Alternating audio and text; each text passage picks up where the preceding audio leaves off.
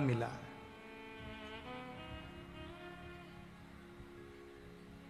शिव महापुराण में तो यहां तक लिखा है कि आप कोई उपाय करें ना करें, केवल शंकर की कथा में श्रवण करने के लिए बैठ जाएं और कथा सुनते सुनते आपके मन में जो कामना आती है बाबा 3 महीने में पूरी कर देता। कथा श्रवण करते करते जो मन में कामना आती है बाबा 3 महीने में पूरी कर देता। पहले भी कथा में कहा, कुंभज ऋषि के आश्रम में बाबा भोलेनाथ माता सती को कथा श्रवण कराने ले गए थे।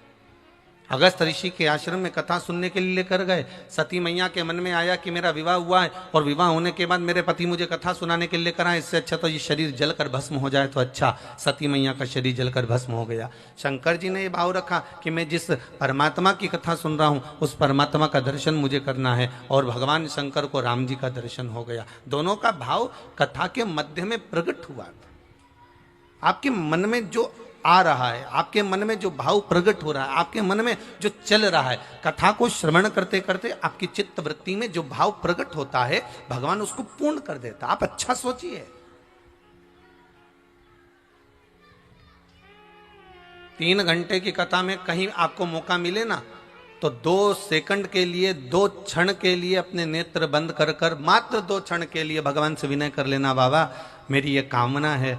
मैंने सुना है, मैं रोज कथा जब आस्था चैनल पर सुनती हूँ, मैं फेसबुक यूट्यूब पर श्रवण करती हूँ, तो मेरे मन में ये भाव आया कि 3 महीने में मनोकामना पूर्ण हो जाती है, तो मैं भी कथा सुनने के लिए आई हूँ, मैं भी आपके दरबार में बैठी हूँ, मैं भी शिव महापुराण की कथा सुन रही हूँ, मेरी भी मनोकामना है और वो कामना ये है, आप उसे पूर्ण कर देना। भाव जागृत हो। एक बहन आई है, उन्होंने लिखा है कि मैं केवल भगवान की कथा में इसलिए आई हूं कि बाबा से विनती करने के लिए आई हूं कि 2 साल 3 साल में मेरी शिव महापुराण की कथा हो जाना चाहिए। मतलब विश्वास लेकर है। और शिव महापुराण की कथा कोई ऐसे हो, पहले बाबा उसका भंडार भरेगा, उसकी बुद्धि सुधारेगा, फिर उसकी वृत्ति सुधारेगा, फिर उसके घर के लोगों का विवेक सुधारेगा, तब जाकर तो शिव महापुराण की कथा हो पाए। कोई कथा ऐसी हो जाती है।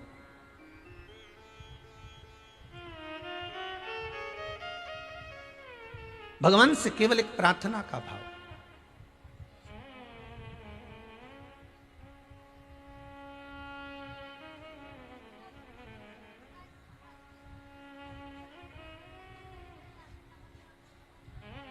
महाराज, सज्जन, साधुजन और स्वर्ण ये पुनः टूटने के बाद वापस बन जाते हैं, वापस सृष्ट हो जाते हैं। पर दुर्जन व्यक्ति, उसको एक बार अगर कुम्हार का हंडा मटका टूट गया तो वापस नहीं बनता। दुर्जन टूटने के बाद बन जाए, ये बड़ी बड़ी विचित्र बात।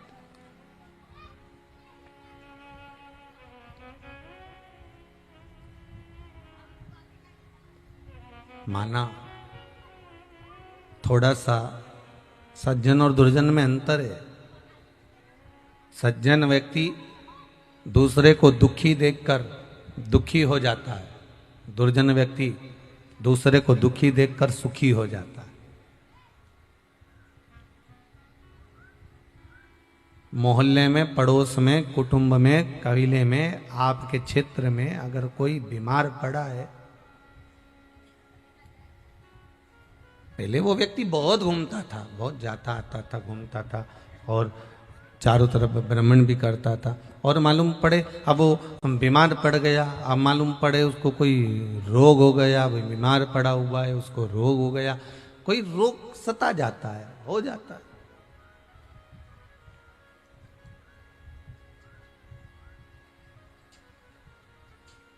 और मालूम पड़े उसको रोग हो गया और कोई व्यक्ति कह दे अच्छा है, पहले तो खूब घूमता फिरता था, पहले तो खूब इधर उधर जाती रहती थी, अब पड़ी रहे पलंग पर, मतलब उसको प्रसन्नता हो रही, मतलब ये दुर्जन है।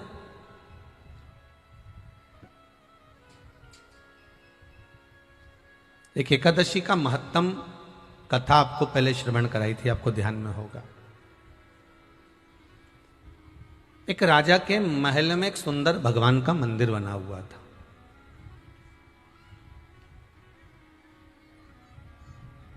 वहां पर एक पंडित जी, एक ब्राह्मण भगवान की पूजन करने जाते थे। राजा का बड़ा सुंदर एक लड़का था, उसका विवाह हुआ था, घर में बहू आ गई थी।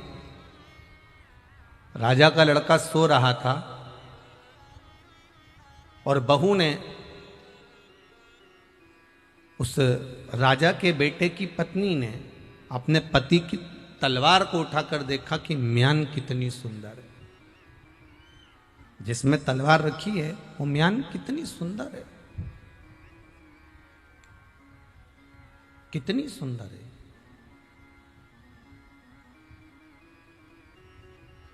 उसने सोचा तलवार की म्यान इतनी सुंदर है तो तलवार कितनी सुंदर होगी। फिर उसने तलवार निकाली। अब तलवार निकाली तो तलवार की चमक इतनी तेज थी कि तलवार हाथ से छूट गई। छूटी तो जहां राजा का लड़का सो रहा था, इसका पति सो रहा था, तलवार उसकी गर्दन पे गिर गई। गर्दन पे गिरी और राजा का लड़का मर गया। इसका पति समाप्त हो गया, पति मर गया।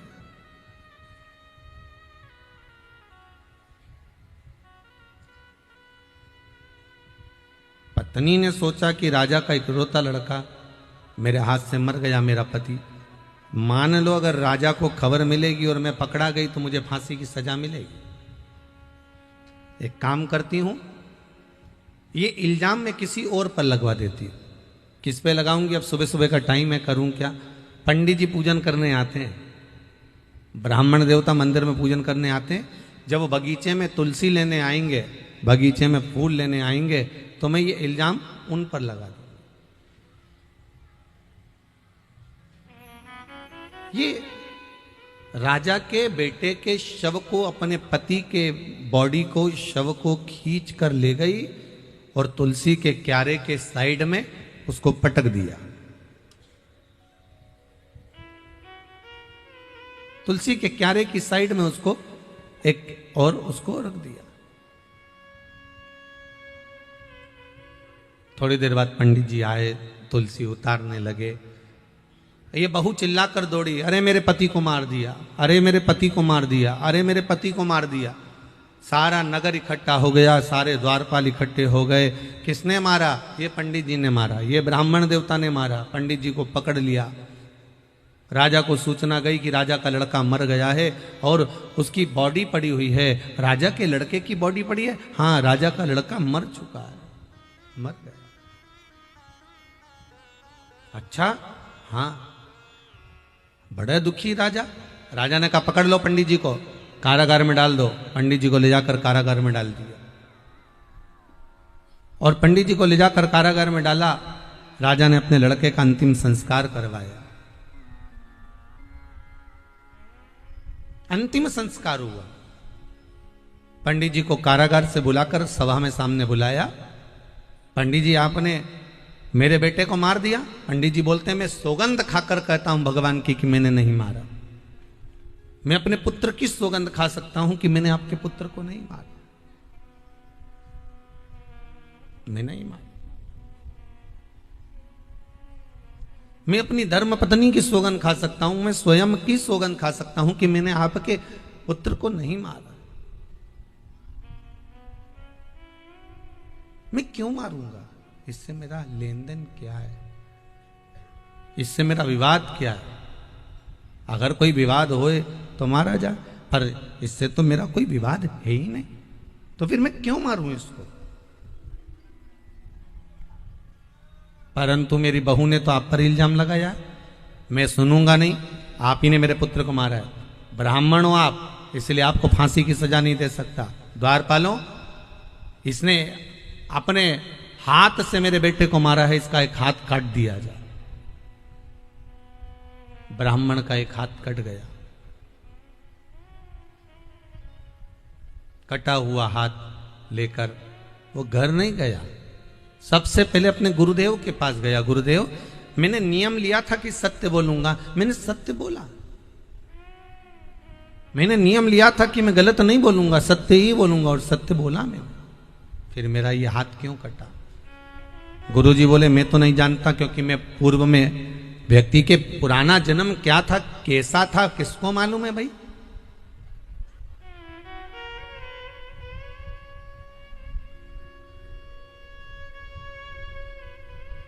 हाँ, 2-3 चीजों से अंदाजा लगाया जा सकता है कि पुराने जन्म में क्या थे। अगर जरा जरा सी बात में कोई काटने दौड़े, नोचने दौड़े, तो समझ लो पूर्व समय में बंदर थी, है ये बंदर था। जरा जरा सी बात में तुमने कुछ कहा और उसने धाड़ लगाई, चिल्लाना चालू कर दिया, समझ लेना शेर था। जरा जरा सी बात में बहुत जहरीली भाषा बोलना चालू कर दे, तुम मेरे से चुप रहे ना, फालतू बात करना मत। जरा जरा सी बात में अगर ऐसी बातें बोलना चालू कर दे, समझ लेना पूर्व जन्म में नाग की जन्म था, सांप का जन्म था, जहर उगलती थी दिन में। तो मन ये थोड़े बहुत अंदाजे से तो लगा सकते हो कि इस पूर्व का जन्म क्या था, पर मैं जन्म क्या बताऊं, मुझे मालूम नहीं। हाँ, एक काम कर, तू मेरे गुरु जी के पास जा। अब गुरु के पास कहां जाना पड़ेगा कि काशी चले जा, काशी जाओ। काशी गए, एड्रेस मिल गया था, उस एड्रेस पर चले जाना, वहां पर मेरे गुरुजी मिलेंगे। ये गया, दरवाजा बजाया तो गुरुजी नहीं थे, गुरुजी की पत्नी थी। पत्नी ने आवाज लगाकर जैसे ही सुना, कौन है, मेरे को गुरुजी से मिलना है। इतने में गुरुजी की पत्नी बोली, आग लगे वा गुरुजी में, ना जाने कहां मर रहा होगा, आ गए यहां पर, चलो डर जाओ। गुरुजी करते रहते हो, निकलो यहां से बाहर, अब मत जाना, सोच लेने तो टांग तोड़ दूंगी तेरे। और बेचारा पंडित जी ने सोचा, बताओ तुम हो कौन? तो क्या मैं गुरुजी की पत्नी हूं। ओहो हो, प्रणाम प्रणाम प्रणाम। ब्राह्मण देवता चले गए। दोपहर के समय पर ब्राह्मण देवता फिर उसके घर पर पहुंच गए। गुरुजी हैं, अब की बार पत्नी नहीं मिली, गुरुजी मिल गए। गुरुजी मिले, क्या बात है भैया, कहां से आए हो, कौन हो आप? कहा मैं आपके चेला है ना, शिष्य, उनका मैं शिष्य हूं। अच्छा, कहां से आए हो? स्थान बताया। बोलो क्या बात है? भैया गुरुदेव, मेरे गुरुजी ने आपके पास भेजा है, ये मालूम करना है मुझको, पूछना था कि मैंने ना तो जीवन में कभी असत्य बोला, ना जीवन में मैंने झूठ बोला, ना कभी मैंने कपट करा, ना मैंने कभी बेईमानी करी, ना मैंने कभी प्रपंच करा, ना कभी मैंने छल करा, ना कभी मैंने किसी को दुख दिया, ना कभी मैंने किसी को तकलीफ दी। फिर मेरा हाथ कटा क्यों?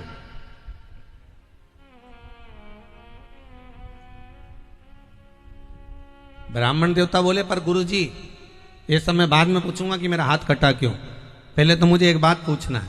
क्या? तुम इतने बड़े विद्वान, काशी जैसी जगह में रह रहे, सारी दुनिया तुम्हारे में, तुम्हारे इतने शिष्य सब तुमको मानते, तुम्हारे चरण धोकर पीते, पर एक बात बताओ गुरुजी कि तुमने कौन सा पाप किया कि तुमको ऐसी पत्नी मिली? ये तो बता। मैंने सुबह आया था और आपकी पत्नी मिली थी, वो पत्नी मिली, उसने क्या क्या सुनाया, क्या क्या सुनाया, ऐसी पत्नी और आपकी। इतने में गुरुजी बोले, भैया जीवन में पहली बार कोई मिला जो मुझसे मेरी गाथा पूछ रहा। तुमने पूर्व जन्म में कौन सा पाप किया था? तुमने पूर्व जन्म में कौन सा पाप कर्म करा था जो तुमको ऐसी धर्म पत्नी मिली? गुरुजी बोले, सुन, पूर्व समय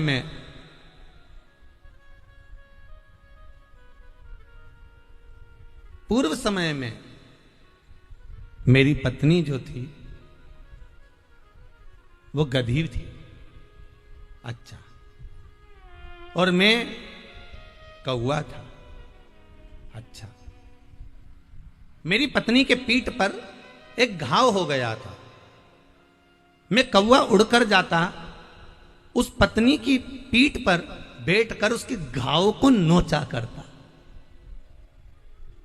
वो गधी उचक उचक कर दौड़ती भागती करती महाराज, मुझे बड़ा अच्छा लगता। मैं रोज उसकी पीठ पर बैठता, रोज उसके घाव को नोचता, उसके घाव को अपनी चोंच से खरोदता। वो गधी उचकती फिरती भागती फिरती, वो मुझसे पीछा छुड़ाकर एक बार हरिद्वार चली गई गंगा के घाट पर। मैं उसको ढूंढता ढूंढता गंगा के घाट चले गया। गंगा के घाट पर वो मुझे दिखी। मैंने फिर उसकी पीठ पर बैठकर उसके घाव को खरोदना प्रारंभ करा। वो मेरे चक्कर में गंगा जी में कूद गई। मैं उसकी पीठ पर बैठा था, मैं भी गंगा जी में चले गया। हम दोनों गंगा के जल में कूद कर मर गए। ये मेरी पत्नी बन गई, मैं इसका पति बन गया। बस अंतर इतना है कि पहले पूर्व समय में मैंने कौवे बनकर इसके घाव को बार बार चोंच से खरोदा था, अब ये मेरी धर्म पत्नी बनकर मुझे खरोद रही है। मेरी धर्म पत्नी बनकर ये मुझे खरोद रही है। आपको अच्छी पत्नी मिले ना तो बड़े बड़े प्रसन्न होना महाराज, भगवान की कृपा है कि पूर्व का फल अच्छा मिल गया। और कहीं की ऐसी मिल जाए, कोई ऐसी मिल जाए तो उसमें भी दुख मत मनाना, हो सकता है कि पूर्व के कर्म का भोग होगा, हो सकता है।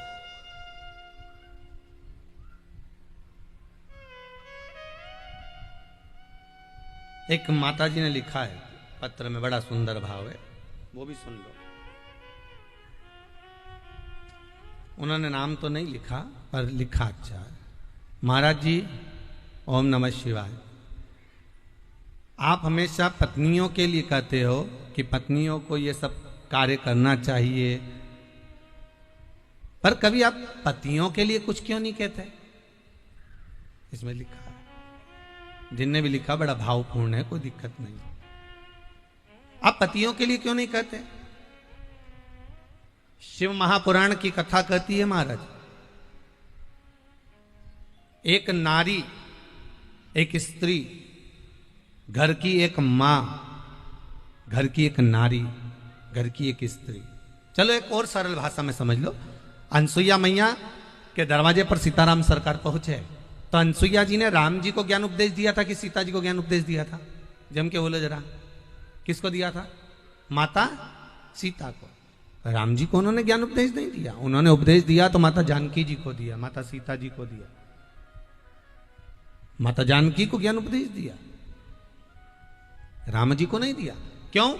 सीता जी ने भी यह प्रश्न किया था, मां आप मुझसे कुछ कर रही हो तो राघव जी से क्यों नहीं कहती, मेरे स्वामी से क्यों नहीं कहती? तो अनसुईया जी ने कहा कि घर की जो नारी होती है, घर की जो स्त्री होती है, वो जननी होती है। और जननी का मतलब ये होता है कि संस्कारों को देने वाली होगी तो भारत माता, संस्कारों को देने वाली होगी तो घर की नारी, अगर विद्यावान बनाने वाली होगी तो घर की नारी, विद्वत्ता की ओर लेकर जाने वाली होगी तो घर की नारी। पुरुष को तो कमाना है, लाना है, भरण पोषण के लिए धन को अर्जित कर कर तुम्हारे हाथ में देना है, उसको सत्कर्म में लगाना, गलत कर्म में लगाना, ये आपकी जवाबदारी होती है।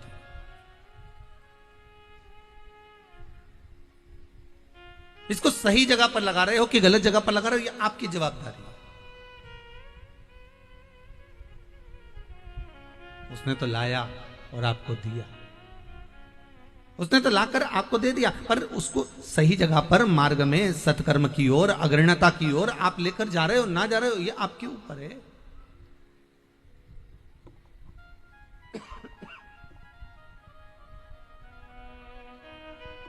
ये आपके ऊपर निर्भर है कि आप लेकर कहां जाए। फिर कहेंगे पुरुष ला रहा है कमाकर, उसको उसका परिवार का पालन करना है, पोषण करना है।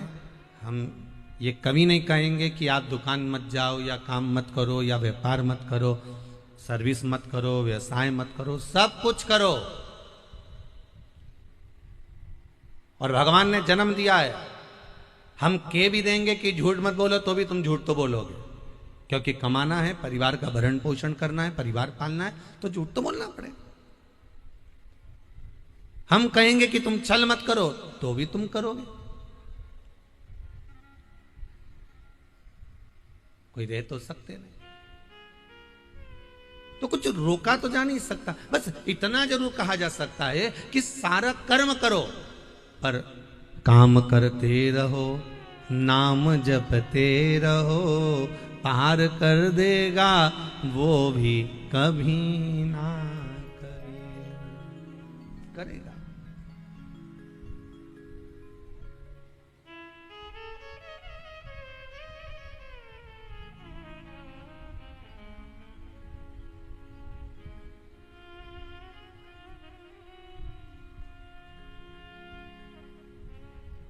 एक हमारे भाव बड़ा सुंदर भाव से व्यक्त कर, कसाई ने आकर पूछा तुमने गाय देखी है?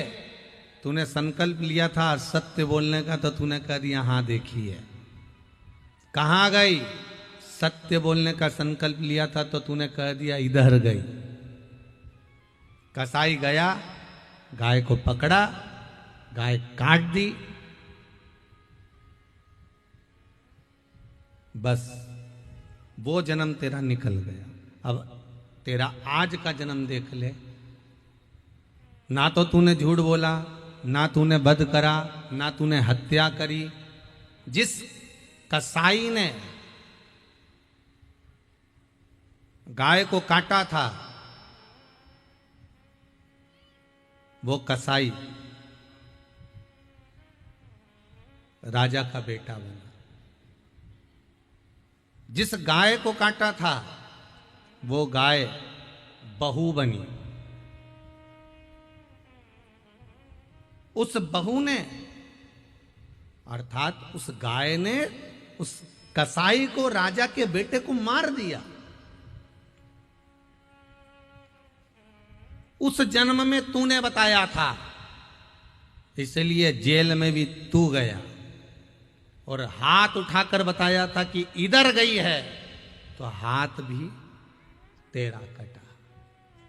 ये कर्म का भोग है, मनुष्य को भोगना पड़ता है, दूसरा नहीं भोगेगा, भोगना मनुष्य को ही पड़ेगा।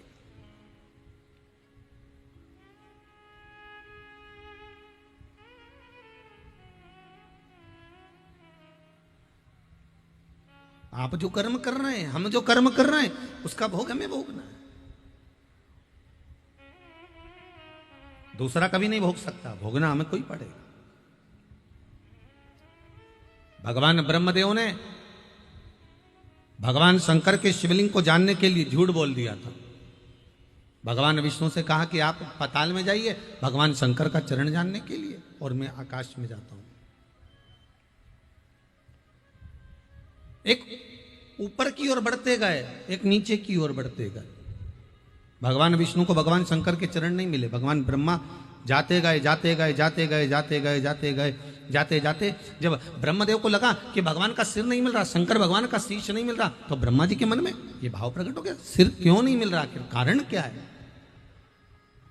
और अगर मैं नीचे जाऊंगा और भगवान विष्णु मुझसे पूछेंगे क्यों, तो मैं शंकर भगवान का सिर मिला, अगर भगवान को चरण मिल गया होगा तो मेरी तो खिल्ली उड़ जाएगी, मेरी तो हंसी उड़ जाएगी। तब ब्रह्मदेव ने केतकी के फूल को लिया, उससे कहा कि तुम चलो भगवान विष्णु के सामने चलकर कह देना कि ब्रह्मा जी को सिर मिल गया शंकर भगवान का। केतकी का फूल बोला मैं झूठ क्यों बोलूं, मेरे झूठ बोलने का फल क्या मिलेगा। तो कहा अगर तुम झूठ बोलोगे तो देवताओं पे तुम्हें चढ़ाया जाएगा, तुम्हें सुगंधित बनाया जाएगा। ठीक है, सामने से गौ माता निकल कर जा रही थी, गाय को रोक लिया, ए गौ माता रुको, रुको जरा। ब्रह्मा जी ने गाय को रोका, क्या बात है। गौ माता कहने लगी बोलिए क्या बात है ब्रह्मदेव। ब्रह्मा जी कहते हैं तुम हमारे संग नीचे चलो और मृत्यु लोक में चलकर भगवान विष्णु के सामने कह देना कि ब्रह्मा जी को भगवान शंकर का सिर मिल गया, सिर मिल गया।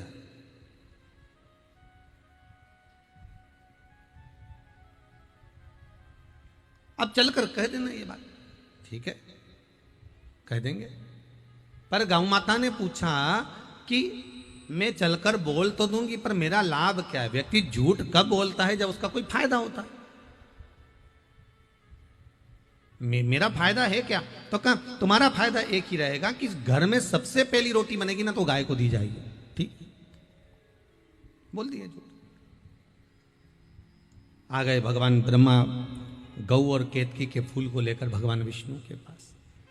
भगवान विष्णु ने पूछा क्यों ब्रह्मदेव, भगवान शंकर का सिर मिला कहीं। ब्रह्मा जी ने कहा वो तो बात की बात है, पहले बताओ आपको भगवान के चरण मिले कहीं। अब भगवान विष्णु ने तो एक ही शब्द कहा कि मुझे शंकर भगवान के चरण नहीं मिले। भगवान विष्णु ने जैसे ही बोला चरण नहीं मिले, एक बार मुख से सत्य निकल गया, तो भगवान विष्णु का नाम सत्यनारायण पड़ गया। क्या नाम पड़ गया, सत्यनारायण। एक बार मुख से सत्य निकला और सत्यनारायण नाम पड़ गया। आपसे भी निवेदन है, जिंदगी में आप रोज 24 घंटे सत्य नहीं बोल सकते तो कम से कम 12 घंटा तो सत्य बोलो। 12 घंटा भी सत्य नहीं बोल सकते तो कम से कम 3 घंटे ही सत्य बोल लो। 3 घंटे सत्य नहीं बोल सकते तो कम से कम आधा घंटा सत्य बोल लो। आधा घंटा भी सत्य नहीं बोल सकते तो 15 मिनट बोल लो। 15 मिनट भी सत्य नहीं बोल सकते तो कम से कम 5 मिनट तो ऐसा बनाओ कि मैं 5 मिनट 24 घंटे में से 5 मिनट ऐसा निकालूंगी जिसमें मैं सत्य बोलूंगी। मैं झूठ बोलूंगी नहीं।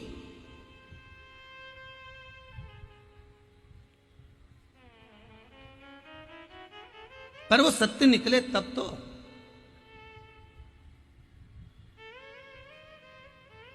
अच्छा, कई लोग सोच रहे हैं इतनी कथा भागवत हो रही है, जगह जगह पे इतनी कथा हो, लोग कितने लोग लाखों लोग गया जी में आते हैं, सब मरे हुए को छोड़े यहाँ पर पिंडदान करें, तर्पण करें, कितने लोग तर जाते होंगे, कितने लोगों का गंगा जी नहाने जाते होंगे, कोई जाए काशी, कोई जाए इलाहाबाद, कोई जाए प्रयागराज, कितने लोग तर जाते होंगे, कितने लोगों को मोक्ष मिल जाता होगा, कितने लोग अपने अपने धाम में पहुंच जाते होंगे। तो एक ईमानदारी से बोलो, कितनी कथा, कितना सत्संग, कितना प्रवचन, कितना शिवपुराण, कितनी भागवत, कितनी रामायण, कितने यज्ञ सब हो रहे हैं, तो कितने लोग सुनते हैं? और इतने लोग सुने, सारे के सारे बैकुंठ चले जाते हैं क्या? जम के तो बोलो, सब चले जाएंगे बैकुंठ?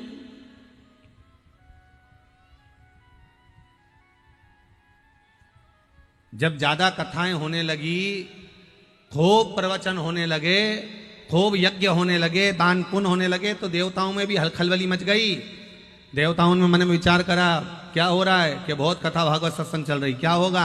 लोग मरने के बाद बैकुंठ आ रहे हैं, पूरा बैकुंठ भरा गया, नरक पूरा खाली पड़ा।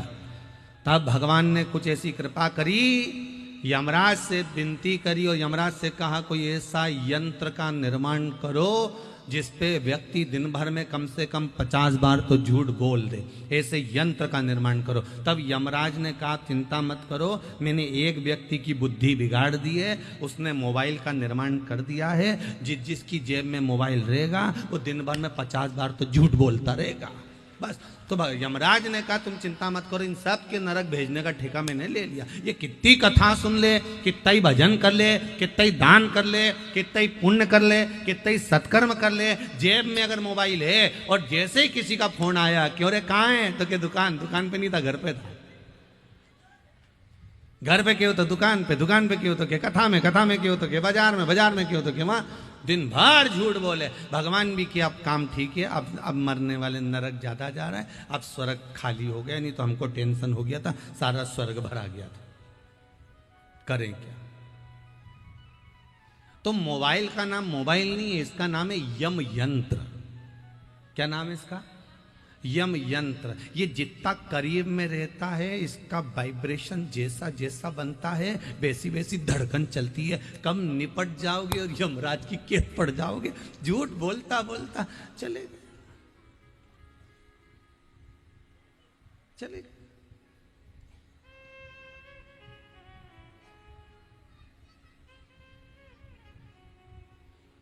अंतिम बिंदु में भी परमात्मा याद नहीं आता। अच्छा, कई लोग सोच के बैठे हैं हम मरेंगे तब राम कहेंगे, तो क्या कब राम कहोगी? जब हमारा बुढ़ापा आएगा तब। पर कोरोना महामारी में तो यही नहीं मालूम पड़ता कि कौन बुढ़ापे में गया कौन जवानी में, उधर निपट गए तो निपट गए, कौन को मालूम? नहीं, अभी हमारा समय आएगा ना जब हम जब भगवान का भजन करेंगे, और के लोग कहते हैं और बड़े बड़े ताव में कहते हैं, अकड़ में कह देते हैं मेरा समय आन दे तब मैं बताऊंगा हूं क्या, तू मुझे जानता क्या है, मेरा समय आन दे तब मैं बताऊंगा। अरे ऐसी तीरंदाजी में के मेरा समय आन दे, मेरा समय आन दे। और एक दिन छाती में दर्द हुआ, हॉस्पिटल ले गए, डॉक्टर ने कह दिया इसका समय आ गया, इसका समय आया। तब समझ में आया कि समय आना तो इसको कहते हैं। इसलिए कभी अकड़ में मत कहो कि मेरा समय आन दे तब बताऊंगा, मेरा समय आन दे। भगवान ऐसा समय किसी का नहीं लाए दादा, मालूम पड़े निपटी जाए न तेरा पिंडा नीचे बन जाए, कोई मतलब का नहीं। तुम ऊपर नीचे सारा घर का लोग नुक्ती और सेव खाए, पूरी सब्जी भजिया रायता सब निपटाए, और तुम्हारे लिए फोटो लगा के कंडा जला के उनमें घी शक्कर छोड़ दी जाए, खाते रहो घी शक्कर, बस। क्या मतलब?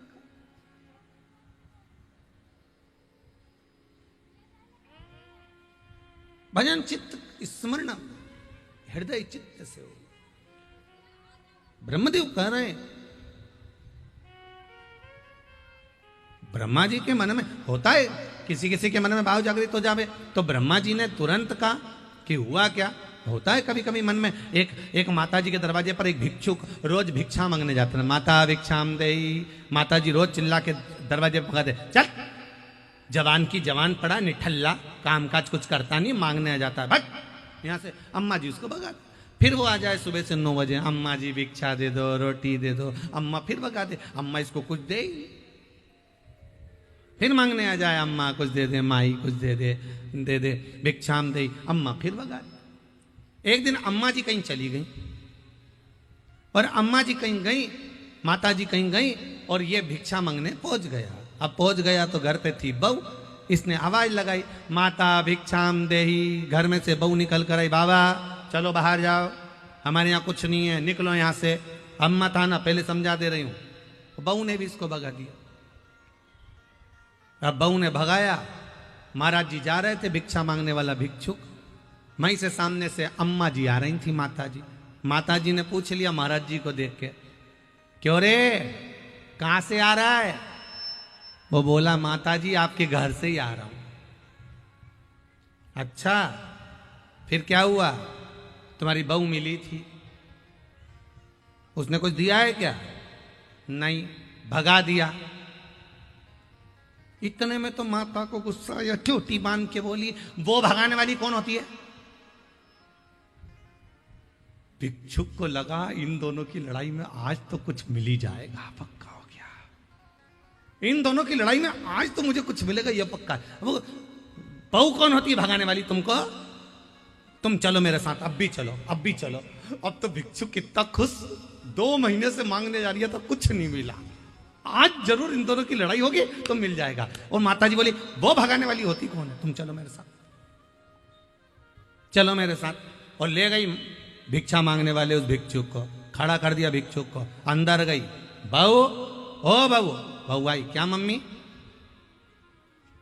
तूने इसको भगाया? हाँ। तू कौन होती है भगाने वाली? घर किसका है? मेरा।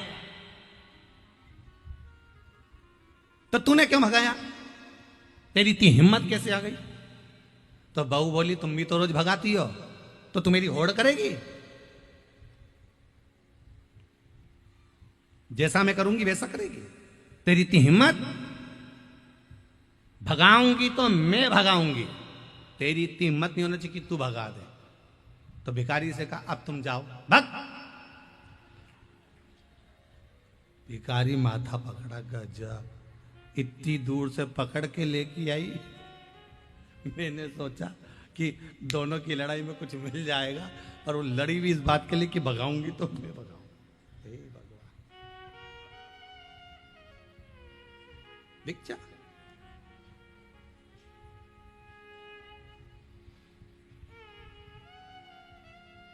ब्रह्मदेव, आपको चरण नहीं मिला?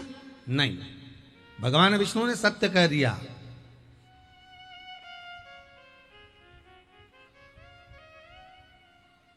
इसलिए कहते हैं स्कूलों में अगर बच्चों को गीता पढ़ाई जाए तो यह पक्का है, बच्चे बड़े होकर अदालत में गीता पर हाथ नहीं रखेंगे। गीता पर हाथ वो ही रखता है जिसने बचपन में गीता नहीं पढ़ी होती है। अदालत में खड़े होकर गीता पर हाथ रखने से पहले बच्चों को गीता पढ़ा दो कि अदालत में हाथ रखवाएंगे, कहवाएंगे कि तू सत्य बोल, उससे अच्छा है जिंदगी सत्यमय निकालो। सत्यम शिवम सुंदरम। जीवन में सत्य होगा, शिव मिलेगा, शिव मिलेगा तो जीवन सुंदर होगा। पर आज के जमाने में लोग ना तो सत्य से मतलब रखते हैं, ना शिव से मतलब रखते हैं। उन्हें तो अपनी सुंदरता से मतलब होता है कि मैं सुंदर दिखूं।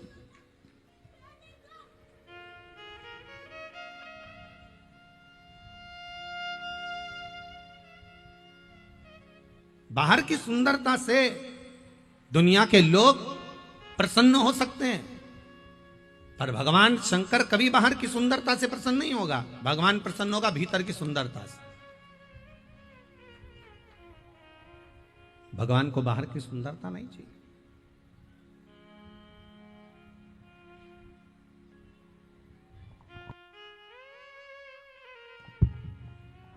भगवान को भीतर की सुंदरता चाहिए। अब मालूम पड़े मन तो सुंदर नहीं,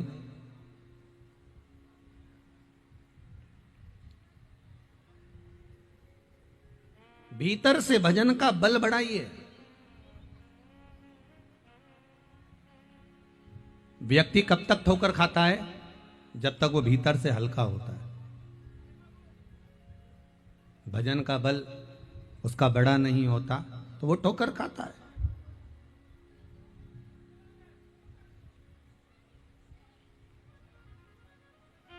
भीतर से भजन का बल बड़ा हुआ होना चाहिए। और जब भजन का बल भीतर से बड़ा हुआ होगा तो सुख का अनुभव अपने आप हो जाए।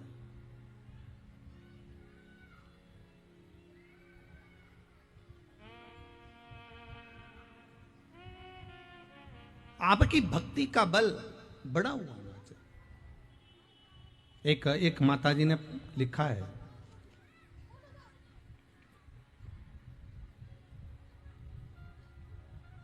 गायत्री कुमारी जी हैं कोई, उन्होंने लिखा है, गुरुदेव पशुपति व्रत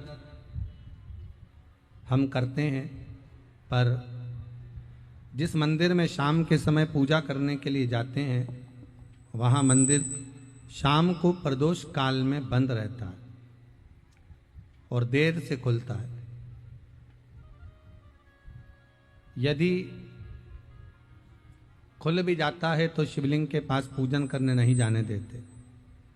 पहला सोमवार मुझे ये सब बिल्कुल भी नहीं पता था, इसलिए मुझे चौखट पर ही पूजन करना पड़ी। कोई बात नहीं, अगर प्रदोष काल में मंदिर बंद रहता है आपके यहाँ और आप शिवजी के मंदिर में जाकर शंकर की पूजन नहीं कर पाए तो शंकर की चौखट तक तो पहुंच गए ना, उसके दरवाजे तक तो पहुंच गए।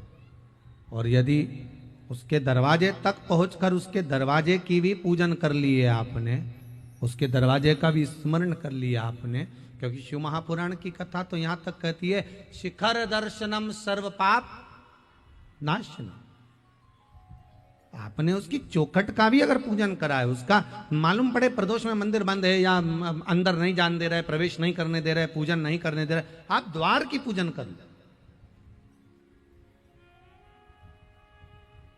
करो पूजन। वो कहे ना, आहूं में असर होगा,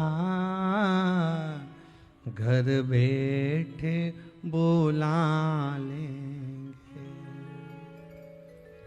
आहूं में असर होगा, घर बैठे बुला लेंगे। तुम रूठे रहो भोले, हम तुम्हें मना लेंगे। तुम कहते हो भोले हमें काशी प्यारी है। तुम, आप जरूरी नहीं कि मंदिर के अंदर जाओगे तभी आप पूजन करोगे। तेरे मंदिर में आना मेरा काम है और मेरी बिगड़ी बनाना तेरा काम। आप भाव से जाकर एक बार निवेदन तो करो, उसको जाकर विनती तो करो। ठीक है, अगर आपके यहाँ के ब्राह्मण जन, पंडित जन, गुरुजन कहें कि आप शाम को मंदिर के अंदर प्रवेश मत करो, मत करो, द्वार की पूजन कर लो।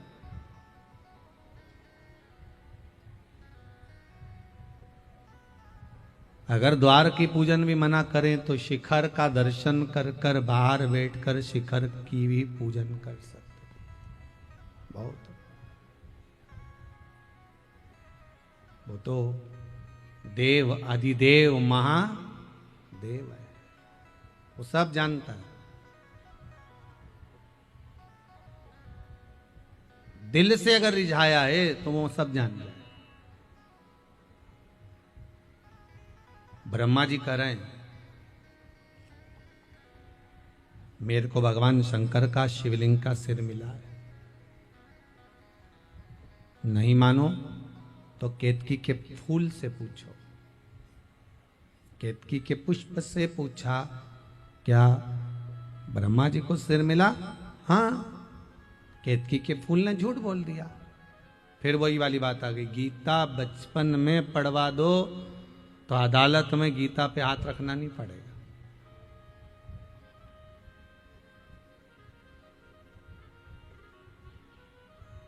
अगर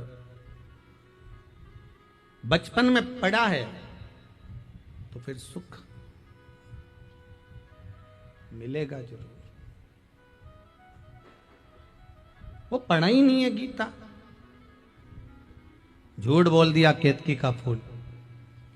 केतकी के फूल ने कहा कि भगवान ब्रह्मदेव को सिर मिल गया। शिवलिंग में से आकाशवाणी हो गई, और शिवलिंग में से आकाशवाणी हुई कि यह केतकी का फूल झूठ बोल रहा है।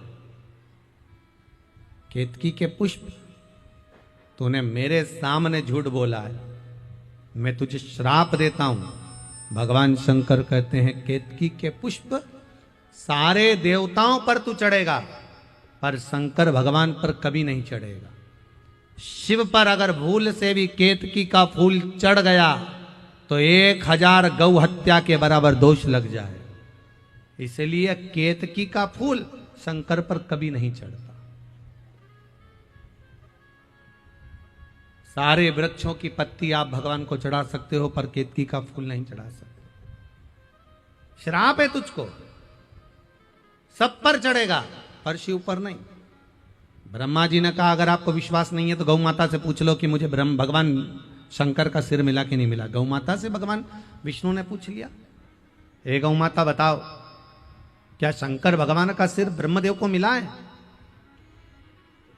ब्रह्मा जी को ये सिर मिला है? अब तो गौ माता ने कह दिया, नहीं नहीं नहीं नहीं, ब्रह्मा जी को भगवान शंकर का सिर मिला है। शंकर भगवान के मस्तक का दर्शन ब्रह्मदेव ने करा है। तब तो भगवान शंकर की आकाशवाणी फिर शिवलिंग में से हो गई, ये गौ माता झूठ बोल रही है, ये गौ माता झूठ बोल रही है। ए गौ माता, मैं तुझे श्राप देता हूं, तेरा पूरा शरीर पूजा जाएगा पर तेरा मुख अपूज्य माना जाएगा। तूने झूठ बोला। गाय का पूरा शरीर पूज्य है पर गाय का मुख अपूज्य है। हिंदू धर्म में सारे दान आगे से होते हैं, पर हिंदू धर्म में एक दान ऐसा है जो पीछे से होता है, वो गौदान है। गाय की पूंछ पकड़कर करना पड़ता है। हिंदू धर्म में सारी परिक्रमा आगे से होती है, पर हिंदू धर्म में एक परिक्रमा ऐसी है, गौ माता की परिक्रमा, जो पीछे से चालू होकर पीछे विराम होती है। पूंछ पे से चालू होगी और पूंछ पे आके विराम होगी, आगे से चालू ही नहीं होती। तूने झूठ बोला। और आप सब तो गया नदी के तट पर रहते हो, फाल्गु के तट पर रहते हो, आप लोगों को तो मालूम होगा कि गौ माता ने 2 बार झूठ बोला था, एक शिव जी के सामने और एक सीताराम सरकार के सामने।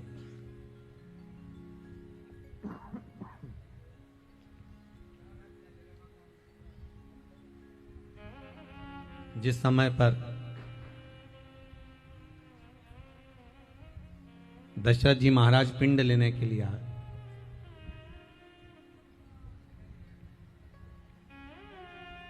राम जी ने कहा, पिताजी पिंड तो दे दूंगा पर बनाऊंगा काहे से? अन्न का भाग नहीं है मेरे पास में। जाओ, मैं कल पिंडदान करूंगा। राम जी भिक्षा मांगने गए, माता सीता दूसरे दिन स्नान करने चली गई। दशरथ जी फिर आ गए, बहू पिंडदान दो, अगर पिंड नहीं मिला तो मैं नरक चले जाऊंगा। सीता जी ने ब्राह्मण देवता से पूछकर फाल्गु नदी की रेत का पिंड बना लिया, बालू का पिंड बना लिया, पिंड दे दिया। ब्राह्मण ने संकल्प छुड़वा दिया, एक पिंड फाल्गु नदी को, एक पिंड ब्राह्मण को प्रदान करता, एक पिंड गौ माता को दिया।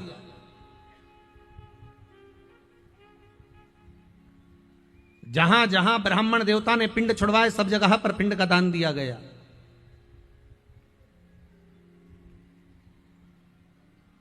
थोड़ी देर बाद राम जी आ गए। सीता लो चावल अक्षत जल्दी पकाओ पिंड बनाओ। सीता जी कहती हैं पिंडदान तो मैंने कर दिया, ना मानो तो ब्राह्मण देवता से पूछ लो। क्यों ब्राह्मण देवता? सीता जी ने पिंडदान करा।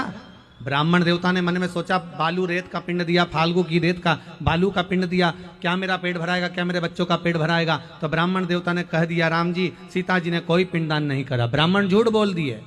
सीता जी ने श्राप दे दिया ब्राह्मण देवता, तुमने पिंडदान करवाया, तुमने संकल्प करवाया, तुम झूठ बोलते हो, मैं तुम्हें श्राप देती हूं, तुम कितना भी जोड़ लेना तुम्हारी हमेशा कमी ही पड़ेगी। ब्राह्मण कितना भी जोड़ ले उसकी हमेशा कमी ही रहती है। दूसरा भाग फाल्गु नदी को दिया था। ए फाल्गु आप तो बोलो कि मैंने पिंडदान करा है। फाल्गु ने भी झूठ बोल दिया, मेरी बालू उठाकर मुझ में डाल दी। ऐसा कोई पिंडदान होता है?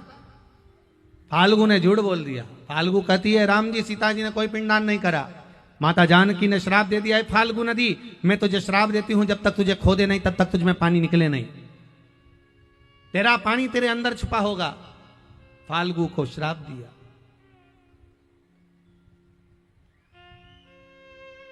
गौ माता खड़ी थी। गौ माता से कहा ए गौ माता एक पिंड आपको दिया है, आप तो बोलो कि मैंने पिंडदान किया, बोलो। गौ माता ने सोचा कि बालू रेत का पिंड है, बालू का पिंड है, क्या मैं खाऊंगी, क्या मेरा पेट भराएगा? गौ माता ने कह दिया राम जी सीता जी ने कोई पिंडदान नहीं करा। सीता जी की आंख में आंसू भर गए। माँ ए गौ माता तुझे तो लोग माँ कहते हैं और माँ होकर तू झूठ बोलेगी तो हम कहां जाएंगे? तूने झूठ बोल दिया। गौ माता मैं तुझे श्राप देती हूं, तेरा पूरा शरीर पूजा जाएगा पर तेरा मुख अपूज्य माना जाएगा। तेरा मुख अपूज्य है। श्राप तो झूठ बोली है।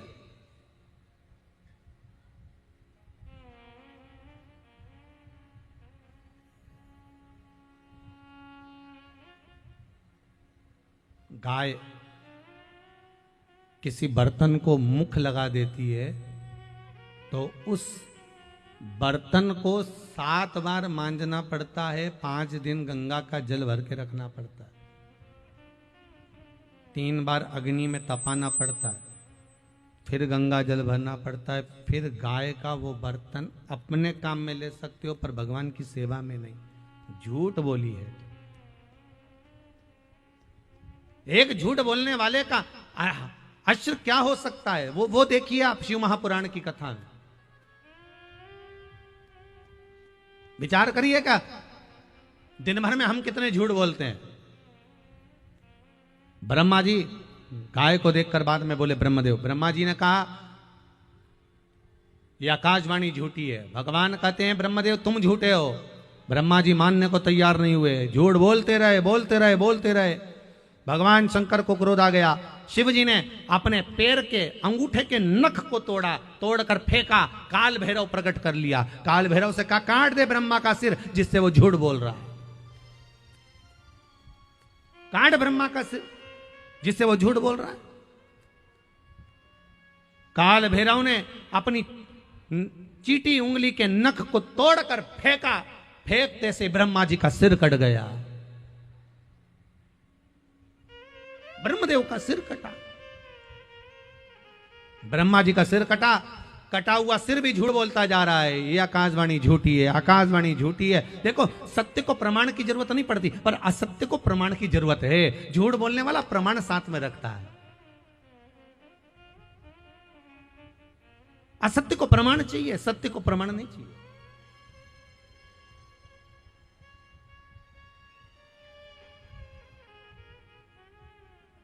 सत्य तो सत्य होता है।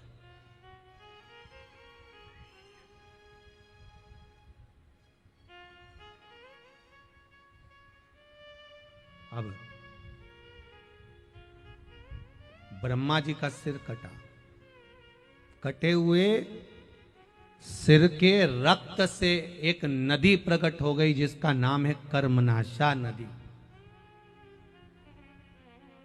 उत्तर प्रदेश में आज भी वो बहती है। भारत की भूमि पर केवल एक नदी ऐसी है, कर्मनाशा, जिसके पूरे घाटों पर लिखा हुआ है ये कर्मनाशा, इसमें हाथ ना धोइए, इसमें पांव ना धोइए। अगर 7 पीढ़ी में भी किसी ने उद्यापन करा होगा, पुण्य करा होगा, पूजन करा होगा, भजन करा होगा, कीर्तन करा होगा, दान करा होगा, अगर इस कर्मनाशा नदी के पानी का छींटा लग जाएगा तो पूरे कर्म का नाश हो जाएगा, पूरे पुण्य का नाश हो जाएगा। इसका नाम कर्मनाशा। पूरी दुनिया में एक ही नदी है जिसका पानी कुत्ता भी नहीं पीता। कौन सी नदी? जम के बोले जरा। कर्मनाशा, जिसका पानी कुत्ता भी नहीं पीता। कुत्ते को किसने ज्ञान दिया कि कर्मनाशा है, पानी पी ले रे, पर कुत्ता भी पानी नहीं पिए, यह कर्मनाशा है, कर्मों का नाश कर देती है, इसका स्पर्श नहीं होना चाहिए।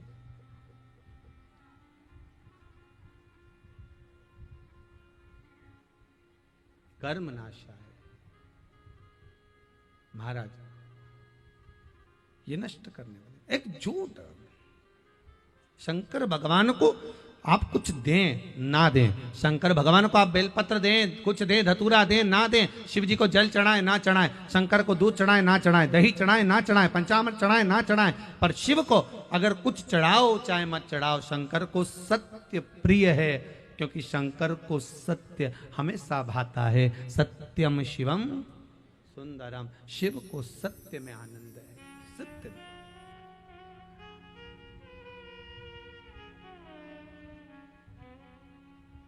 सत्य बोलो ना। पर आज के जमाने में अगर व्यक्ति सत्य बोल दे ना तो घर भी टूट जाए, कहीं होगा।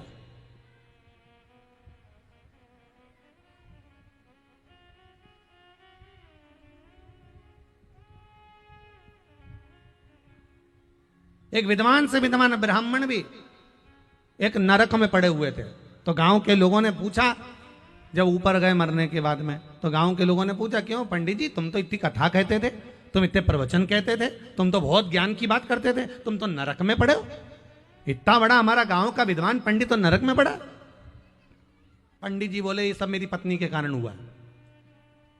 तो तुम्हारी पत्नी ने क्या कर दिया ऐसा? पंडित जी बोले, रोज मेरी पत्नी तैयार होकर मेरे सामने खड़ी होती और रोज मुझसे पूछती मैं कैसी लग रही हूं। तो इसमें नरक जाने वाली कौन सी बात आ गई? पत्नी ने पूछा तुमसे कि मैं कैसी लग रही हूं, तुमने क्या बोला? तो कि मेरे को एक ही बात तो बोलना पड़ती थी, बहुत अच्छी लग रही है। तो इससे नरक कैसे मिल गया? तो पंडित जी बोले, रोज सुबह से उठ के झूठ बोलना पड़ता था ना। वो पूछती थी मैं कैसी लग रही हूं, मुझे कहना पड़ता था अच्छी लग रही है। अब वो भले अच्छी नी भी लगे तो भी झूठ तो बोलना ही होता है। एक पत्नी तैयार होके आई और तैयार होके आके पति जा रहा था ऑफिस दुकान, इसने आते से ही पूछ लिया, क्यों जी मैं कैसी लग रही? अब पति ने आज सोच लिया था सत्य बोल के मानूंगा, चाहे कुछ भी हो जाए, आज झूठ नहीं बोलूंगा, सत्य बोलूंगा। और इसने आते से पूछा, क्यों मैं कैसी लग रही? पति बोला, ऐसी लग रही जैसे हरी घास में भैंस चल रही। अब बेचारा डायरेक्ट तो बोल नहीं सकता, तो चुप। अब पत्नी इसका मुंह देख रही, पति इसका मुंह देख रहा। पति ने मन में सोचा, विवाद खड़ा हो उससे अच्छा अपन तो ऑफिस चलो। इन्हें अपना बैग उठाया, टांगा, बुलेट की चाबी ली और जो चला। तो ये तो चला, पीछे पीछे जगदम्बा धड़धड़ाती हुई ऑफिस में पहुंच गई। ऑफिस में धड़ धड़ कर ऑफिस। अच्छा, इस कथा को हम बस यहीं पे रोक देते हैं। तो एक दो बार लोगों ने पूछा ऑफिस में फिर हुआ क्या था? हमने कहा वही हुआ जो महिषासुर का हुआ था। अब इसके सिवा क्या हुआ है? उसके बाद तो फिर आरती हुई होगी, अम्बे तुए जगदम्बे काली, जय हो सिर घाटी वाली, हम सब उतारे तेरी आरती। तेरे घर के बहु बच्चों पे भीड़ पड़ गई भारी, हे मां। अब इसके बाद होगा क्या महाराज?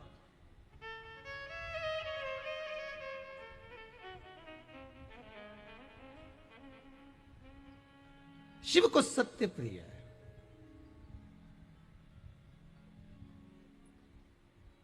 बहुत प्रिय है शिव को सब।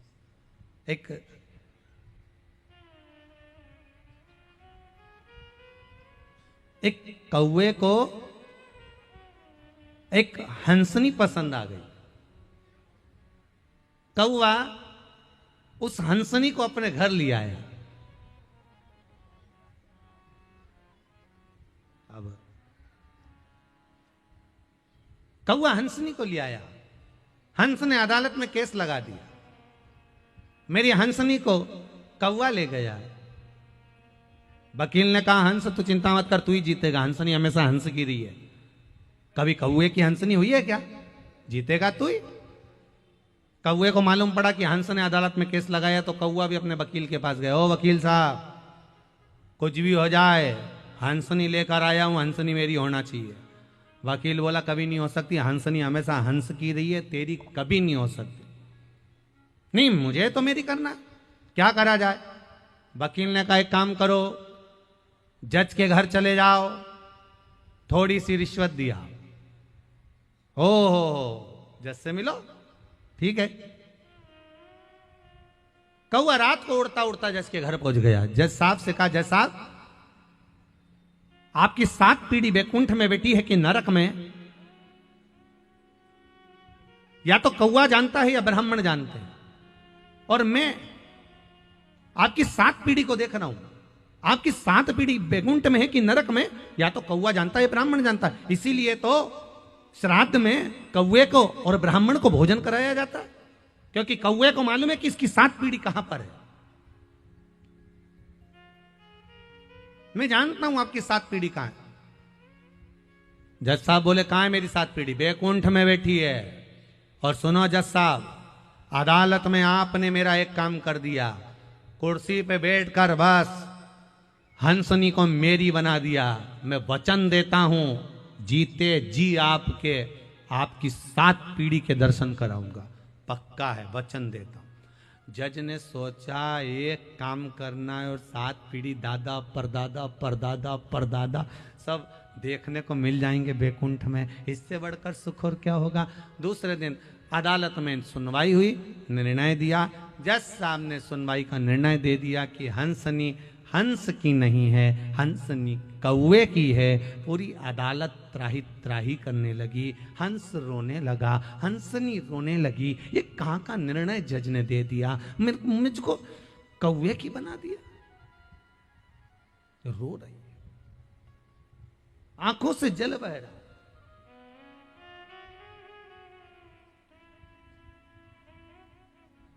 सब रोते रोते चल दिया। जज ने कौवे से कहा कौवे, मैंने अपना काम कर दिया, हंसनी को तेरा बना दिया, अब तू अपना काम कर, मेरी 7 पीढ़ी से मुझे मिलवा। कौवा कहने लगा चलो जज साहब, मैं आगे आगे चलता हूं, तो मेरे पीछे पीछे चलो। कौवा उड़ा, जज पीछे पीछे गाड़ी लेकर चला। चलते चलते शहर से, गांव से, नगर से, खेड़े से बाहर निकल गए, जंगल में पहुंच गए। कौवे ने कहा जज साहब उतरो गाड़ी से नीचे। जज जैसी गाड़ी से नीचे उतरे, वहां तो बहुत बदबू आ रही थी। जज ने अपने मुख पर रुमाल रख लिया। कौवे बहुत बदबू आ रही है। कौवा बोला और आगे आओ। जज और आगे बढ़ा, और आगे आओ, और बढ़ा, और बदबू आ रही है। इतनी बदबू में क्यों लेकर आया? कौवा कहता और आगे आओ। जज और आगे गया। मरा हुआ कुत्ता पड़ा था, उस कुत्ते के पास में सफेद इल्लियां पड़ रही थी। कौवे ने कहा जज साहब, ये जो सफेद वाली इल्ली दिख रही है, ये तुम्हारी दादी जी है।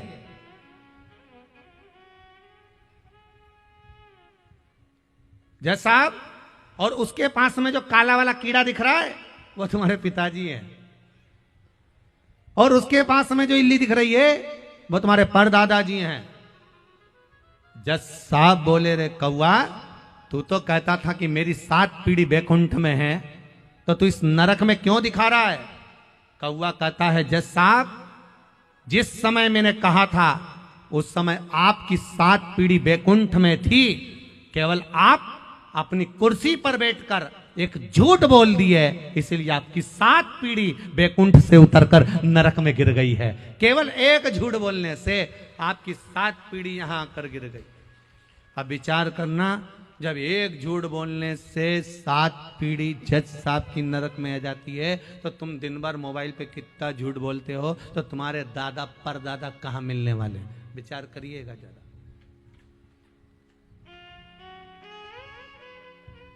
विचार करो।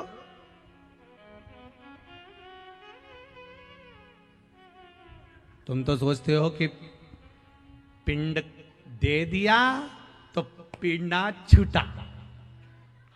लोग पिंड दे की तो पिंड छुड़ाते हैं। पिंड देने का मतलब क्या? कि किसी के मरने के बाद जो पिंड दे रहे हो, पिंड छुड़ाने के लिए तो दे रहे हो कि इसका पिंड छूट जाए, इससे मेरा पीछा छूट जाए, तो पिंड दान कर दो। 12 पिंड, 13 पिंड, 16 जो देना है पिंड दान कर दिया। 13, 6 मसीका, 12 मसीका सब दे दिया, लो हमारा पिंड छूट। पर हमारा पाप, हमारा पुण्य हमारा कभी पीछा नहीं छोड़ता, कभी नहीं छोड़ता।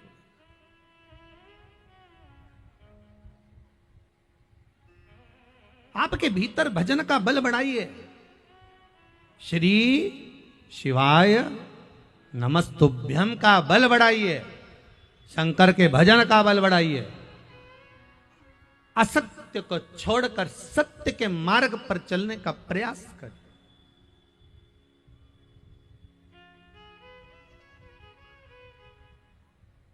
सत्य के मार्ग पर चलिए।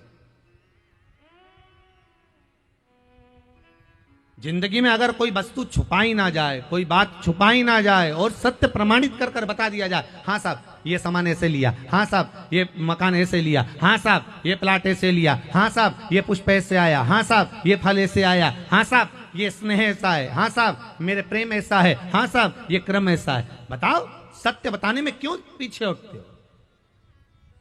सत्य को छुपाना नहीं है, सत्य को दबाना नहीं है। सत्य जब छुपने के बाद सामने आता है तो व्यक्ति को नष्ट कर देता है, बर्बाद कर देता है। सत्य जब छुप कर सामने आएगा तो व्यक्ति को बर्बाद कर। इसलिए सामने प्रकट करते चलो, साफ सत्य यह है, राम नाम सत्य है, सत्य की प्रमाणता ये सत्य प्रबल है।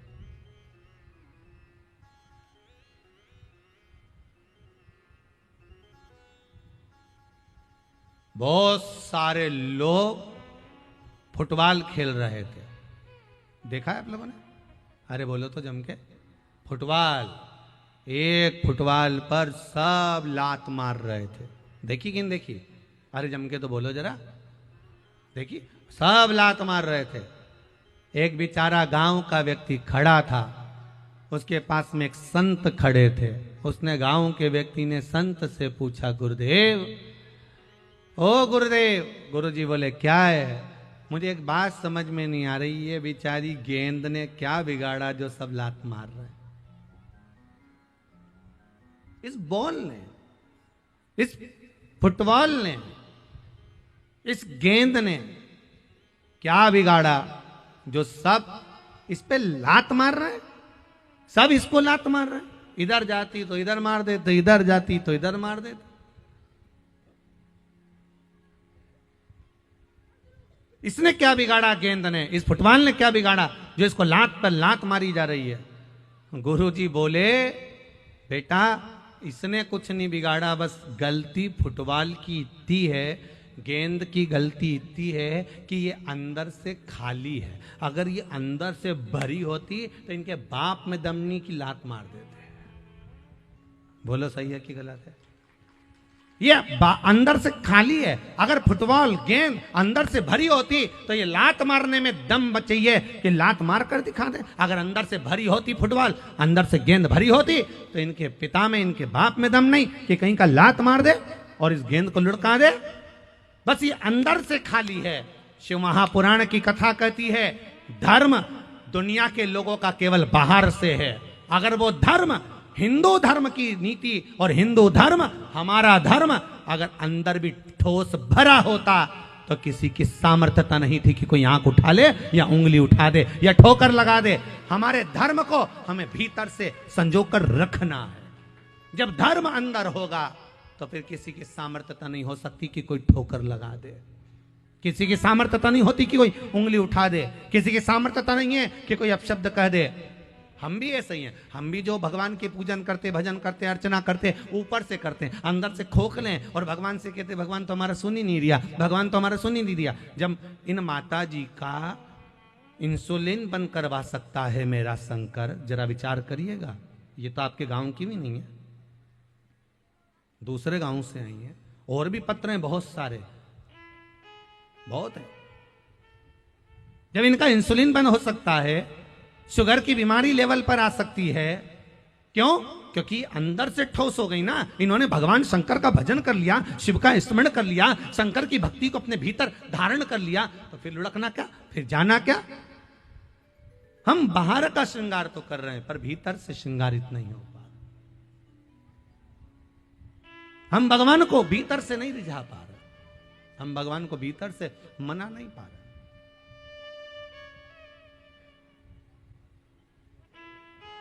कुछ कहना चाहते हो? दे जरा माइक दो।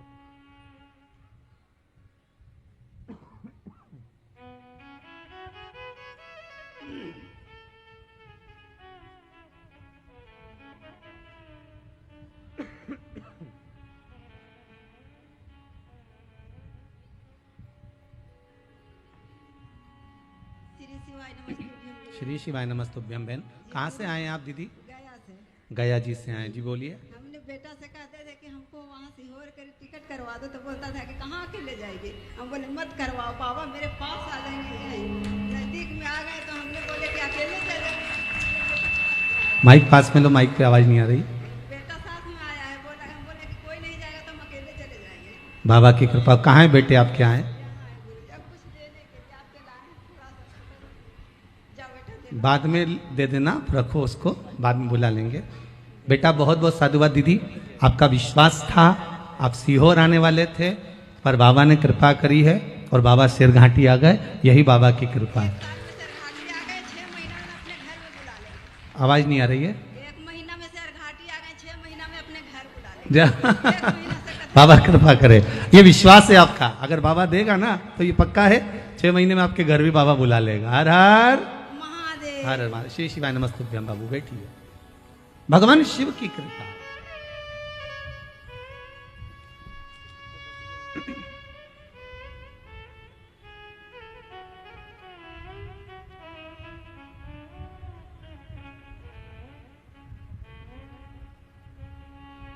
एक माँ ने प्रश्न भेजा हुआ है पत्र। श्री सुमन जी विश्वकर्मा है, काशी से आई है। कहाँ है बहन? सुमन जी विश्वकर्मा। माइक दीजिए जरा। शिव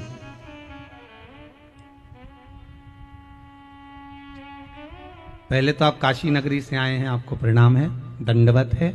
काशी के कंकर को, काशी के निवासियों को, पशु पक्षी तक को, जीवों को मेरी ओर से बहुत बहुत दंडवत, जिस भूमि पर मेरा बाबा विराजमान है। आपने लिखा है सुमन दीदी विश्वकर्मा, आप लिखे हैं गुरुजी मेरा हार्ट की बीमारी थी जो ठीक होना मुश्किल थी, पर बाबा देवादिदेव महादेव की कृपा ऐसी रही, आपने जो उपाय व्यासपीठ से बताया था वो किया, अब मैं बिल्कुल ठीक हूँ। आप कहाँ से आए दीदी? काशी से। श्री शिवाय नमस्तुभ्यम श्री गुरुजी। शिवाय नमस्तुभ्यम। काशी से आए हैं गुरुजी। अब ठीक हैं आप? बहुत सही गुरुजी। बाबा ने कृपा करी आपको? असीम कृपा किए, दया किए। हम वहाँ भी आने वाले थे कुबेश्वर धाम गुरुजी, जी। लेकिन बाबा से प्रार्थना अब कर रहे हैं कि हमारे काशी में आए। बाबा कृपा करे। आपको बहुत बहुत साधुवाद, बाबा की करुणा है। आप तो निवेदन करे हैं, कल शायद शाम को ही काशी विश्वनाथ की नगरी से ही फोन आया है कि काशी में बाबा कथा कराएं, प्रयास रहेगा। बहुत बहुत साधुवाद। आप निमंत्रण देने आए, बाबा आ जाएगा। हर हर महादेव। हर हर महादेव। बहुत बहुत साधुवाद। भगवान शिव की कृपा।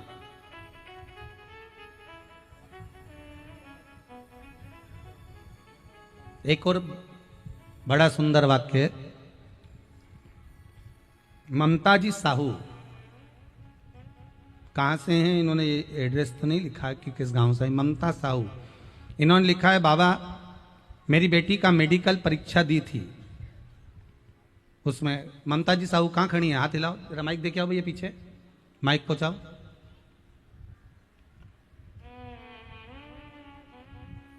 जल्दी जल्दी पहुंचाइए शीघ्र शीघ्र। हाँ पीछे ले जाइए।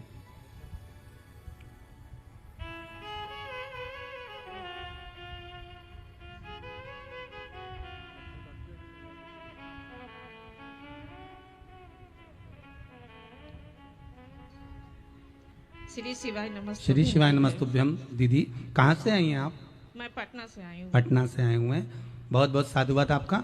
आपने लिखा है दीदी कि मेरी बेटी का मेडिकल की परीक्षा दे रही थी, नहीं हुआ था, फिर बाबा ने कृपा करी, हो गया अब उसका? हाँ हो गया बाबा। मेडिकल में हो गया। बहुत बहुत साधुवाद आपको, बधाई। दूसरा आपने लिखा है कि गुरुजी मेरे बेटे की शादी नहीं हो रही थी, मैंने बहुत प्रयास करा, सारा पूजन पाठ अर्चना सब करवाया पर नहीं हुआ। उसके बाद में चावल के दाने वाली विधि करी, अब क्या स्थिति है? अब उसकी सगाई हो गई। हो गई। बधाई हो आपको, बहुत बहुत। बाबा की बड़ी बड़ी कृपा। अब गुरुदेव से यही प्रार्थना है कि मेरी बिटिया को अच्छे से कॉलेज में एडमिशन हो जाए। बस बाबा से विनय करके जाओ। आप आए हो ना शिव महापुराण में, तो बाबा से निवेदन करके जाना। 3 घंटे की कथा में आप जब बैठो, प्रतिदिन 1 सेकंड निकाल कर उस कथा के बीच में बाबा से निवेदन नेत्र बंद करके बस कर जाना। मुझे विश्वास है 3 महीने में बाबा फिर कामना पूर्ण कर देगा। भरोसा है मुझे मेरे बाबा पर। हर हर महादेव। बैठिए। श्री शिवाय नमस्तु। नमस्तुभ्यं। भगवान शिव ओघड़ दानी, त्रिकालदर्शी शिव कैलाशी अविनाशी,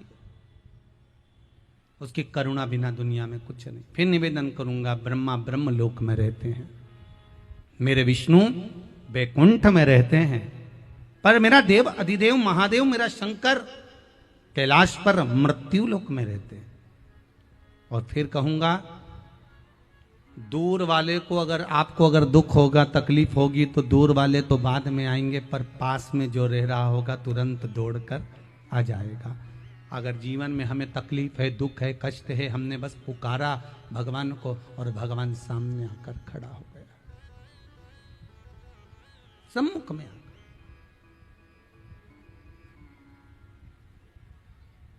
उसको पुकारना, बस वो सामने आ जाए।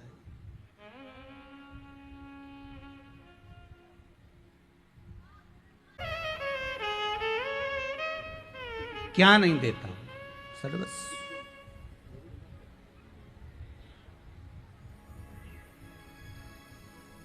तेरा ही दिया मैंने खाया पिया है, तेरा शुक्रिया है, तेरा शुक्रिया है। शिव कथा कर रहे, सत्य बोलिए।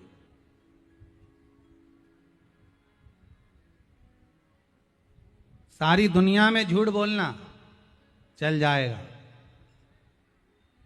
पर शिव के सामने कभी झूठ मत बोलना। ब्रह्मा जी का सिर कट गया, ब्रह्मदेव का सिर कट गया, और ब्रह्मा जी का जब सिर कटा तब स्वयं भगवान विष्णु ने जाकर भगवान शिव से कहा कि ये कटे हुए सिर का कुछ करिए। तब भगवान शंकर ने वो कटे हुए सिर का बड़ का पेड़ बट वृक्ष बना दिया। क्या बनाया है? बट वृक्ष। पूरे गया क्षेत्र में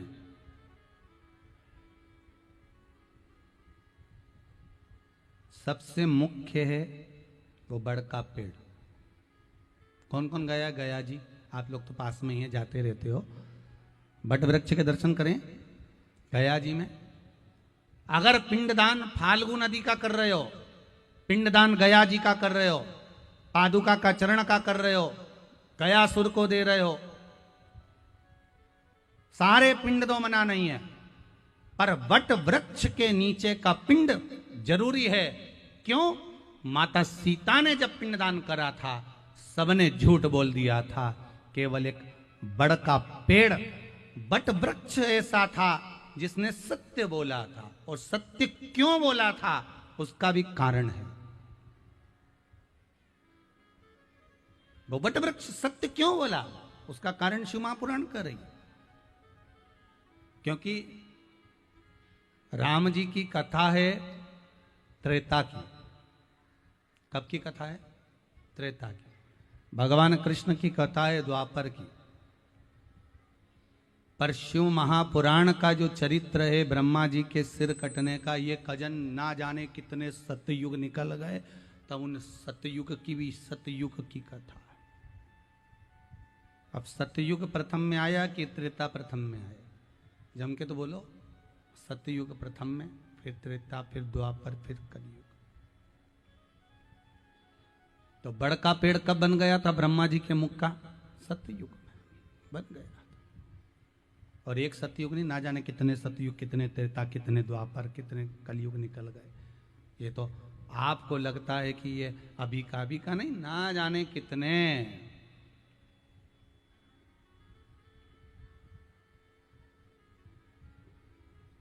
ना जाने कितने। क्यों सत्य बोला वो बड़का पेड़? सिद्ध वट वृक्ष सत्य क्यों बोल रहा है?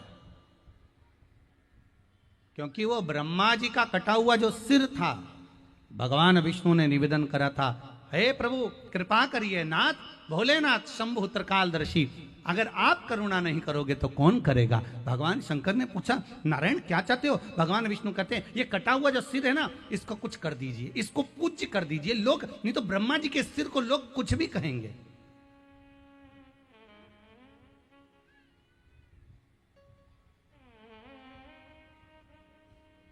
आप ब्रह्मा जी के सिर को कुछ बना दीजिए। शंकर भगवान ने हाथ में जल लिया, गंगा जी के जल का स्पर्श कर कर शिव जी ने जो फेंका, कटा हुआ ब्रह्मा का मुख बट वृक्ष बन गया, बड़ का पेड़ बन गया। इसलिए पिंडदान के समय पर ब्राह्मण झूठ बोल दिए, फाल्गुन नदी झूठ बोल दी, गाय झूठ बोल दी, सब ने झूठ बोला, पर बट वृक्ष झूठ नहीं बोला। क्योंकि एक बार अगर सबक मिल गया, उसके बाद भी अगर झूठ बोलो तो फिर बात दूसरी।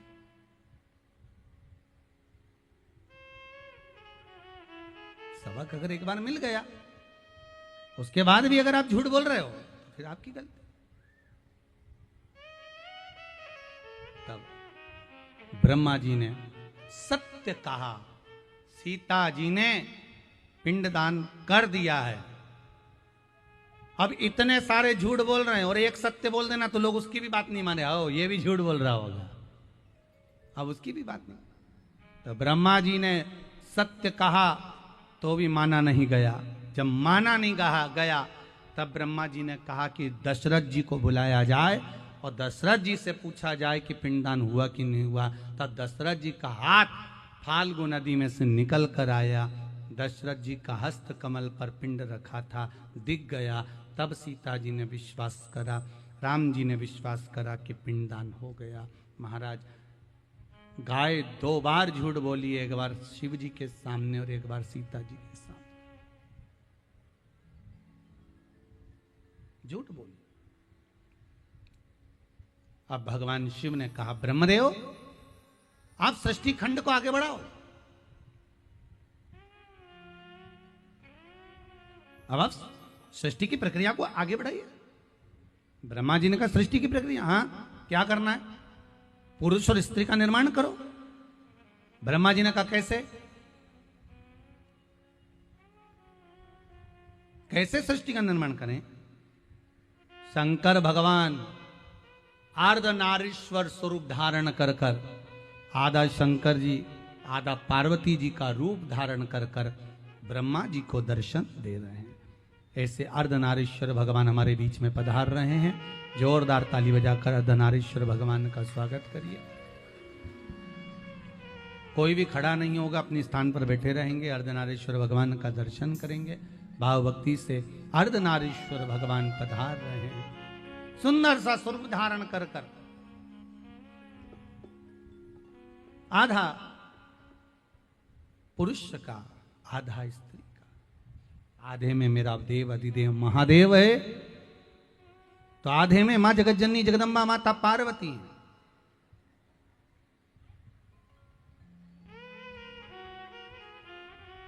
भगवान आधा आधा स्वरूप धारण कर कर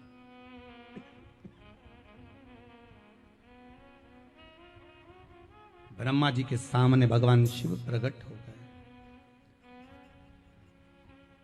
ब्रह्मा जी के सामने जब भगवान शंकर प्रकट हुए, देखा ब्रह्मदेव, जिस मेरे स्वरूप का आप दर्शन कर रहे हो ब्रह्मदेव, यही स्वरूप पुरुष और स्त्री का निर्माण करिए। ब्रह्मा जी ने फिर पुरुष और स्त्री का निर्माण करना चाहा। महाराज, जब ब्रह्मदेव ने पुरुष और स्त्री का निर्माण करा, मनु शत्रुपा को प्रकट करा, फिर आगे उत्तानपात प्रियवत कन्या देहूति प्रसूति आकुति